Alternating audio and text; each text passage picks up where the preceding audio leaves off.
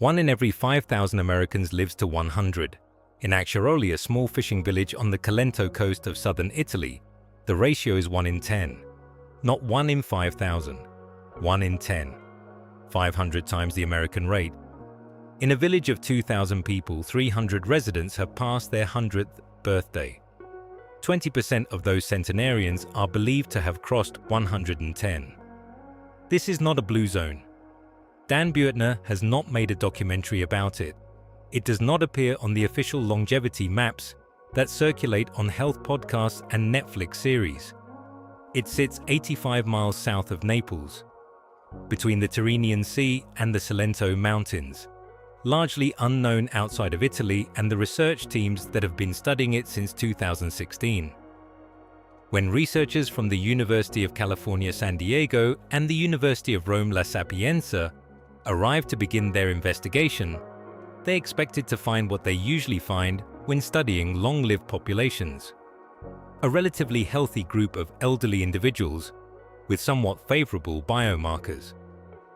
What they found instead stopped them. The centenarians of Acciaroli had circulatory profiles that the cardiologists on the team associated with Americans in their 20s and 30s. Not their 60s, not their 70s, their 20s. Heart function, vascular elasticity, blood flow, the markers that cardiovascular medicine uses to assess biological age, were placing these 100-year-olds in a category that their chronological age made statistically implausible. And many of them were smokers. Several were overweight. None of them had been following any kind of health protocol.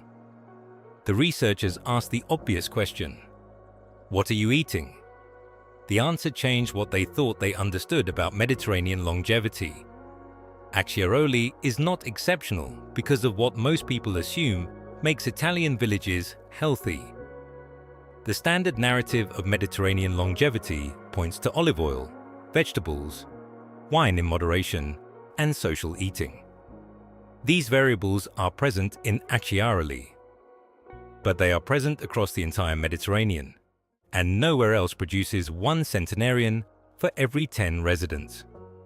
The dietary pattern in Acciaroli has something the broader Mediterranean diet does not. Something that grows on every hillside, appears in every kitchen, and is added to nearly every meal the village has ever prepared: rosemary. Not occasionally, not as a garnish, daily. In quantities that researchers described as markedly higher than typical Mediterranean cooking. Local rosemary harvested from the hillsides above the village, used in fish preparations, in meat dishes, in bread, in the oils that dress every plate. When the UC San Diego team analyzed blood samples from the centenarian cohort, they found 12 distinct active compounds from rosemary present in measurable concentrations. This is the Acciaroli paradox, not the blue zone formula with one variable swapped out, but a specific combination of 5 factors that together produced an outcome that the global longevity research community has not yet fully explained. Here are all 5. Variable 1. Rosemary, daily and local. The active compound in rosemary that drew the most research attention is rosmarinic acid, a polyphenol with documented anti-inflammatory, antioxidant, and neuroprotective properties. Rosmarinic acid crosses the blood-brain barrier. It inhibits the same inflammatory enzymes that drive neurodegeneration. Laboratory research has demonstrated its ability to inhibit acetylcholinesterase, the enzyme that breaks down acetylcholine, the neurotransmitter most directly implicated in memory and cognitive function. This is the same enzyme that Alzheimer's medications target pharmacologically. The Acciaroli centenarians had almost no Alzheimer's disease. In a population of 300 people over 100 years old, the cognitive decline that Western medicine treats as an inevitable consequence of extreme aging was largely absent. The researchers found this consistently across the cohort. whether rosmarinic acid from daily rosemary consumption was the primary driver of this outcome, or whether it was one component of a broader dietary pattern, remains under investigation. What the researchers found in the blood samples was unambiguous. These individuals had been consuming rosemary in sufficient quantities and with sufficient consistency that its bioactive compounds were measurably present in their circulation decades into extreme old age. They were not taking rosmarinic acid supplements. They were adding rosemary to their fish because that was how fish had always been prepared in this village. Variable 2. Sardines and anchovies. The daily protein. The Acciaroli diet is not vegetarian. It is not even primarily plant-based. The protein foundation of the traditional diet is small fatty fish, sardines and anchovies caught locally in the Tyrrhenian Sea, consumed several times weekly in preparations that have not changed significantly across generations.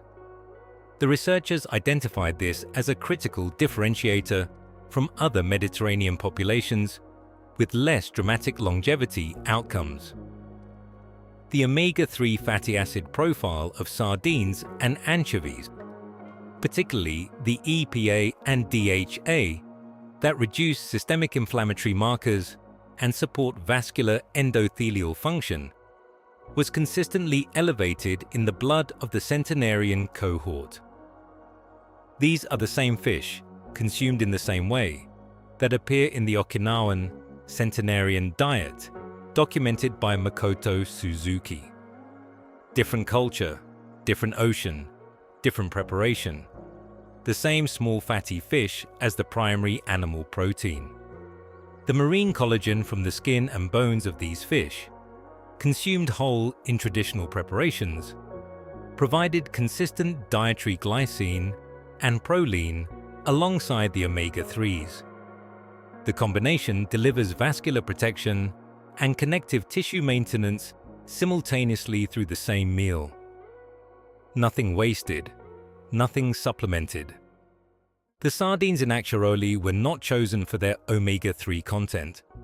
They were chosen because they were what the sea provided, what the village had always eaten, and what a fishing community on the Cilento coast has prepared for centuries. Variable 3. Olive oil, local and cold-pressed. Acciaroli sits in the Cilento region of Campania, one of the most ancient olive-growing areas in Italy. The olive oil consumed in this village is not imported, not industrially processed, and not stored in clear bottles under fluorescent supermarket lighting until its polyphenol content has oxidized away.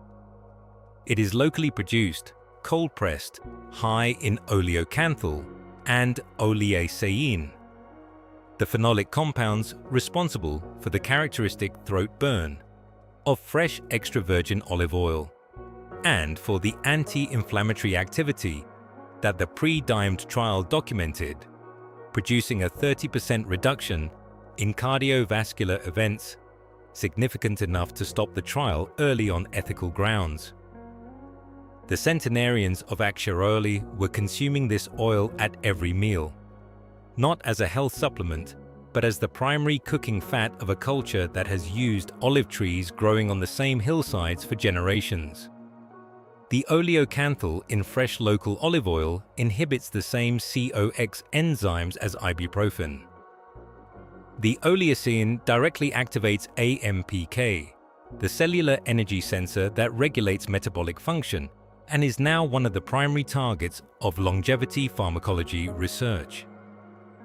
Both compounds are present in concentrations that diminish rapidly with industrial processing, extended storage, and heat exposure.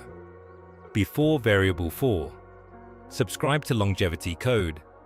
Every week we decode one longevity population, one system, one set of mechanisms. Always peer-reviewed, always practical, always something specific you can start this week. Variable 4. Walking on mountain terrain. Acciaroli is not flat. The village sits between the sea and the Cilento Mountains, and daily life in this geography has always required movement that flat urban environments never demand. Walking to the market means climbing.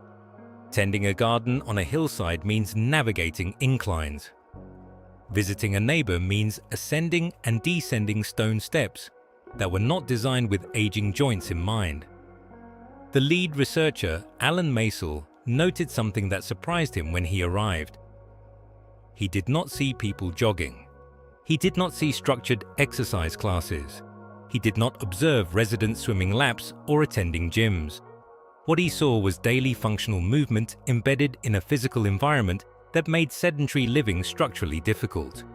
This is the same variable identified in the Sardinian Blue Zone, where the longevity data correlated most strongly not with diet, but with the steepness of the terrain the shepherds walked daily. The calf muscle pump, activated by uphill walking, produces venous return forces that flat walking cannot replicate. The postural demands of uneven terrain maintain hip stability and balance into extreme old age. The cardiovascular load of daily incline work keeps the heart adapting continuously rather than deconditioned gradually. The Acciaroli centenarians were not training for longevity. They were living in a place where the terrain made cardiovascular maintenance the unavoidable consequence of ordinary daily life. Variable 5. Food grown and raised at home. The centenarians of Acciaroli grow their own vegetables. They raise their own chickens and rabbits. They collect their own eggs. They press their own oil. They fish their own sea. This is not a nostalgic detail. It is a nutritional variable with documented consequences. Food consumed within hours of harvest retains polyphenol, vitamin, and enzymatic activity that degrades progressively during the transport, storage, and shelf time of industrially distributed food. The rosemary on the hillside above the village that goes into the evening fish has a rosmarinic acid concentration that the same herb dried, packaged, and shipped across a continent does not. The olive oil pressed last autumn from trees the family has owned for 3 generations has an oleocanthal content that the supermarket bottle cannot guarantee. There is also the physical dimension. Tending a garden, feeding animals, harvesting vegetables, preparing food from raw ingredients. These activities constitute hours of daily low-intensity movement, purpose-driven engagement with the natural world, and social participation in food traditions that the entire community shares. The garden is not a hobby, it is the structure around which daily life is organized.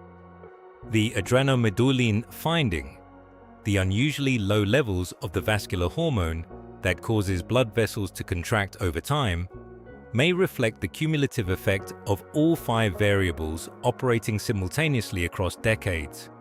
The rosemary compounds reducing vascular inflammation, the sardine omega-3s maintaining endothelial function, the olive oil oleocanthal suppressing the inflammatory cascade that drives arterial stiffening, the terrain keeping cardiovascular adaptation continuous, the home-produced food delivering what industrially processed equivalents cannot.